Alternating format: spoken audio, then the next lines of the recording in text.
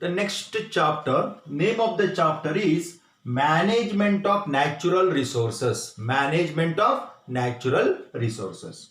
Now, natural resources, we have plenty of natural resources around us, and that natural resources can be broadly classified into two categories, that is renewable resources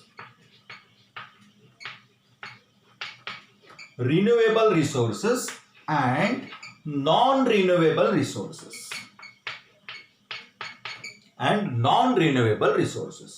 Now, renewable resources means some of the resources, it can be renewed again and again. Though we use it continuously, it can be renewed. It will never get exhausted. Whereas non-renewable, when we start using it continuously, after some period, it will get exhausted and we cannot regain it. Example for renewable: solar energy, that is sunlight, then forest resources, water resources, this can be renewed. Non-renewable, like fossil fuels, petroleum product, coal, even minerals, okay, one day it will get vanished or exhausted.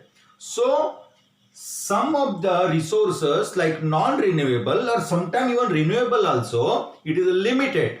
It is in limited quantity. And now when it is in limited quantity, it becomes our responsibility to manage it properly. That's why the name of the topic is Management of Natural Resources. Let us see how to manage it. There are different methods. One key principle or one key formula is there using triple R method. Let us see what is that triple R method. RRR. It's called as triple R method. One R stand for reduce, second R for recycle, and third R for reuse. If we follow this principle of 3R, to some extent we can conserve the resources. Like reduce, for example, electricity. Okay, if we reduce the usage of electricity, automatically it will add to our resources stock. Second one, recycle. Many of the resources may be man-made or natural, it can be recycled. Like paper can be recycled, plastic can be recycled, glasses can be recycled. So that is recycle. Reuse. One article or the one item, anything, one product which is used can be used once again. For example, a bucket which is used to fill the water, suppose it gets broken or it gets damaged here and there, the same bucket can be used as a pot wherein you can grow the plant. Okay, the various plastic container we bring for in terms of pickles or anything, or jam and jellies, once we use that jam, jelly or pickles, afterward the same container can be used in the kitchen room to store some of the food item. So this is the way we can go for reuse. So these all aspects are covered under management of resources. Next, when we speak of forest resources, especially forest resources, it is of great concern nowadays, greatest concern nowadays, that is conservation of forest.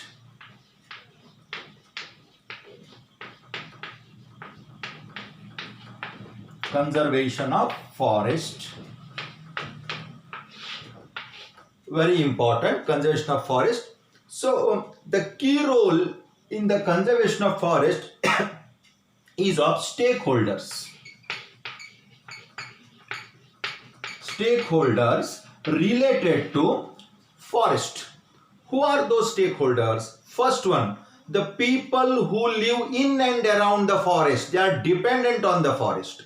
Second one, forest department, which manages the resources of forest. Third one, industrialist, who dependent on forest as for their raw material, for their factories, industries. And third one, nature and what you call the people who want to conserve, environmentalist, or the or you just call them nature enthusiast. Okay, they have concern to protect the environment. Okay, all these category called a stakeholder, they play very important key role in the conservation of forest. We have lost much of the forest land already. One, because of urbanization. Second one, we have cut large area of forest and converted them into agricultural land and so many things. But now it becomes our responsibility to conserve it. Okay, and the concept of conserving is not new. Okay, from many years, if I take an example of 18th century, in the year 1731, okay, king of Jodhpur, okay, he just wanted to construct a new palace, and for that he needed lots of wood and timber. So he sent his workers, servants, soldiers to bring those to a forest. And where those servants and soldiers, they went to that particular forest, a community called as Bishnoi community people were living there. Bishnoi community, and these people, they were worshipping that forest as god. When these went there to cut the tree, they did not allow, especially one brave lady among them called as Amrita Devi Bishnoi.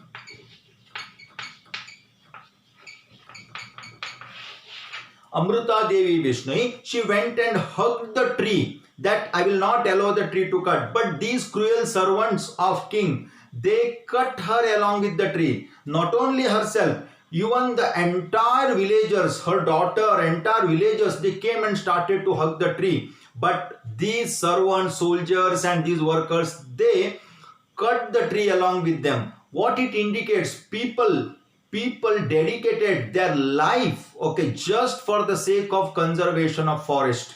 And same story of latest story few years back in Garhwal near Himalaya.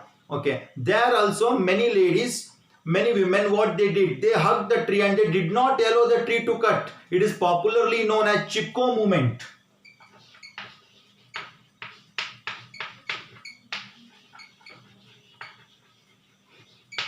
So all these example, what it says the importance of forest and its conservation. So as a good citizen, it becomes our duty to conserve them.